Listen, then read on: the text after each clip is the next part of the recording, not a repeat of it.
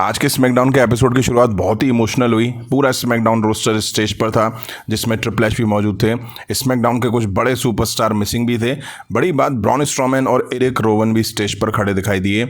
Michael Cole बताते हैं दो बहुत ही खास हॉल ऑफ फेमर टेरी फंक और ब्रे वाइट अब हमारे बीच नहीं रहे हैं। आज स्मैकडाउन पर हम उनकी ज़िंदगी को सेलिब्रेट करेंगे। उनके करियर के लिए ट्रिब्यूट के तौर पर 10 बेल्स सैल्यूट भी दी जाती है। इसके बाद ब्रे वाइट की जर्नी का वीडियो पैकेज चलाया जाता है। काफ़ी सारे मोमेंट्स उसमें हमें देखने को मिले, उनका डेब्यू, फिंड वगैरह काफ़ी कुछ देखने को मिला। मुझे तो यार बिलीव ही नहीं हो रहा है कि ऐसा कुछ हो गया है। कल का पूरा दिन ऐसा ही रहा। ब्रे वाइट ही ब्रे वाइट दिखाई दे रहे थे, चाहे फिर वो फेसबुक हो, चाहे वो ट्विटर हो, चाहे वो यूट्यूब हो, चाहे वो इंस्टाग्राम हो। इंडिया की भी काफ़ी सारी मेन स्ट्रीम मीडिया ने इस अपडेट को कवर करा, तो बार बार वही ब्रे वाइट को देख देख के ऐसा लग रहा था कि ऐसा हो गया है क्या। अब शो की शुरुआत में Rey Mysterio versus Grayson Waller के बीच हमें एक मैच दिखा। रे मिस्टीरियो टेरी फंक ब्रे वाइट नाम का आर्म बैंड पहने हुए थे। दोनों एक दूसरे को टेक डाउन करने में लग जाते हैं। रे मिस्टीरियो ग्रेसन वॉलर की फिरकी बना देते हैं, तबीयत से मार देते हैं। ग्रेसन भी पलटवार करता है। रे मिस्टीरियो की पकड़ में था मैच, तभी ऑस्टिन थ्योरी की एंट्री होती है। वो आके खड़े होते हैं तो सेंटोस एस्कोबार आके पीछे से ऑस्टिन थ्योरी पर अटैक कर देते हैं, लेकिन उल्टा सेंटोस थ्योरी से ही पिट बैठते हैं। अब रे मिस्टीरियो ग्रेसन में 619 देते हैं। सेंटोस थ्योरी को super kick, Rey Mysterio pin करके मैच जीत ले जाते हैं। इसके बाद जितने भी सुपरस्टार ने ब्रे वाइट के जाने पर रिएक्ट करा, उनके ट्वीट वगैरह दिखाए जाते हैं। नेक्स्ट हमें इयो स्काई वर्सेस जेलिना वेगा के बीच टाइटल मैच दिखा। रिंग साइड बेले डकोटा काय मौजूद थी।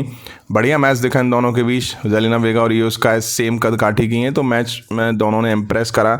एंड में मैच इयो स्काई ने जीत लिया। अब मैच के बाद, प्रोमो के बाद, ब्रेक के बाद बीच बीच में ब्रे वाइट की आवाज़ भी आ रही थी, तो ऐसा लग रहा था कि जैसे कि ब्रे वाइट एंट्री करने वाले हैं या ब्रे वाइट एंट्री लेंगे, क्योंकि पहले भी जब वो रिटर्न वगैरह करने वाले होते थे तब इसी तरह का माहौल क्रिएट करा जाता था। वो एक तरह से WWE ने ट्रिब्यूट दी ब्रे वाइट को। अब हमें कॉडी रूड्स दिखाई दिए। वो टेरी फंक को ट्रिब्यूट देने आए थे। वो बोलते हैं, मैं जानता हूँ किस बारे में बात करनी है मुझे। एक टाइम के बारे में बात करनी है जब मैं 11 साल का था। मैं एयरपोर्ट पे था, मैं अपने पापा के साथ था। हमारे ठीक सामने एक आदमी बहुत ज़ोर से चिल्ला रहा था, बेइज्जती कर रहा था। मेरे पिता को अजीब व गरीब वर्ड्स बोल रहा था। क्या हम उन वर्ड्स को यूज़ कर सकते हैं? मैंने उस आदमी को चिल्लाते हुए देखा नहीं था। मैं 11 साल का था, तो मुझे लगा झगड़ा वगैरह हो रहा है। वो टेरी फंक थे। जब आप रिंग में आते हो तो आप सबके सामने अपनी बड़ाई कर सकते हो, लेकिन पिछले कुछ सालों से हमें कुछ और नामों से बुलाया जाता है, रेसलर, एंटरटेनर, सुपरस्टार। लेकिन कुछ चंद लोग हैं जो अपने आप को काउ बॉय बुलाने के काबिल हैं। वो हैं टेरी फंक और ब्रे वाइट। दोनों ही काउ बॉय थे। मुझे मौका मिला है टेरी फंक के बारे में बात करने का। हमेशा सही रहे हैं वो, 50 साल तक बेहतरीन रहे हैं। उन्होंने हमेशा अलग करके दिखाया है। तो हम देखते हैं काउ बॉय का हॉल ऑफ फेमर करियर। इसके बाद वीडियो पैकेज चलाया जाता है जो कि टेरी फंक का था।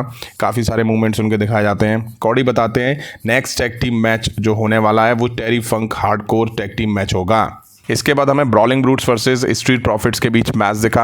ये एक टेरी फंक हार्डकोर टैग टीम मैच था। नए स्ट्रीट प्रॉफिट्स जिनकी एंट्रेंस वही पहले जैसी, एंट्रेंस के टाइम हरकतें भी पहले जैसी, तो मुझे तो भाई किसी एंगल से वो हील लगी नहीं रहे थे।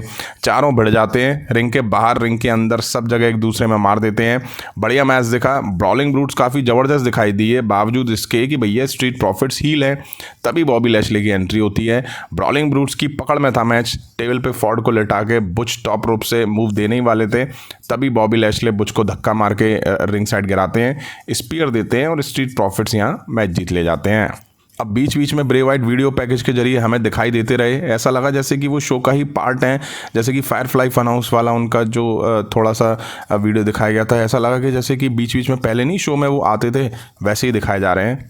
अब हमें LA Knight versus Finn Balor के बीच एक मैच दिखना था। इस मैच को कराने के पीछे रीज़न ये था कि ब्रे वाइट का लास्ट मैच एले नाइट के खिलाफ था और फिन का डेब्यू मैच बैलर के खिलाफ था। शायद इसलिए इन दोनों के बीच ये मैच हुआ। एले नाइट माइक लेते हैं और कहते हैं मिस के बारे में बात करेंगे थोड़ी देर में। आज की रात ब्रे वाइट को ट्रिब्यूट देंगे हम मिलके। मैं आज जब इस बिल्डिंग में आया तो सारे फायरफ्लाई मौजूद थे। मैं सोचने लगा और पीछे चला गया। कभी कभी आपके सबसे बड़े दुश्मन मददगार बन सकते हैं। सीधी बात करें तो ब्रे वाइट और हमने काफ़ी कुछ देखा है। मैंने उसे पावर बम दिया, वो किसी भी चीज़ के लिए तैयार था। मैंने आज उसके परिवार की फ़ोटो देखी तो मेरा दिल टूट गया। मैं एरिना में देख रहा हूँ तो महसूस कर रहा हूँ कि ब्रे वाइट का स्पिरिट, उसकी आत्मा यही है। मैं यह नहीं कहने आया हूँ कि हम अच्छे फ्रेंड्स से, मैं बस यही कहना चाहूँगा, थैंक यू ब्रे। ग्रे। अब मिस के बारे में बात कर लेते हैं। मिस स्क्रीन पर आता है, पापाराजी से बात करता है, वही घिसी पिटी बात करता है, एले तो नकली है, वो तो पुरानी खबर हो चुका है, मैं हूं तो कोई प्रॉब्लम नहीं है। अब एले नाइट अपने प्रोमो को इस बात से कह के एंड करते हैं कि अगली बार मुझे देखो तो भाग जाना। ये लाइन ब्रे वाइट ने एले नाइट से बोली थी कि अगली बार मुझे देखो तो भाग जाना, तो वही लाइन एले नाइट ने मिस के लिए यूज़ करी। अब हमें बेलर और एले नाइट के बीच मैच दिखा। एले ने शुरू में बेलर में काफ़ी मार दी, बेलर भागते हुए भी दिखाई दिए, बढ़िया मैच दिखा इन दोनों के बीच, दोनों ने काफ़ी इंप्रेस करा और एले नाइट ने मैच जीत लिया। अब ज़्यादा मैचेस के बारे में कवर करने का मन ही नहीं कर रहा है। मैच के बाद धीरे धीरे एरिना की लाइट्स ऑफ हुई, उसी स्टाइल में जैसे ब्रे वाइट आते थे। पूरी एरिना में thank you Bray Wyatt, thank you Bray Wyatt के चैंट्स लगे। उनकी लालटेन रिंग में रखी हुई दिखाई दी और उनकी जो लास्ट पिक है अंधेरे में डार्क शेडो में वो खड़े हुए वो दिखाई दी। ऐसा लग रहा था उस पिक को देख करके कि वो ब्रे वाइट ही खड़े हुए हैं। यहीं आज का शो एंड हुआ। ब्रे वाइट का करियर इतना बढ़िया रहा कि उसे कुछ घंटों में हम डिफाइन नहीं कर सकते हैं। हमारी तरफ से भी ट्रिब्यूट है, आप लोग भी ट्रिब्यूट दीजिए। कुछ स्मैकडाउन के सुपरस्टार मिसिंग रहे, उन पे तो खैर बाद में बात करेंगे किसी सेपरेट वीडियो में। रे मिस्टीरियो ने अपने मैच में ब्रे वाइट की क्लोज लाइन और सेंटन देके उनको ट्रिब्यूट भी दी। बस अब क्या ही कहा जा सकता है यार। उनकी फैमिली को ताकत दें, फ्रेंड्स को ताकत दें, उनकी वाइफ को और उनके बच्चों को ताकत दें इस सच के साथ जीने की।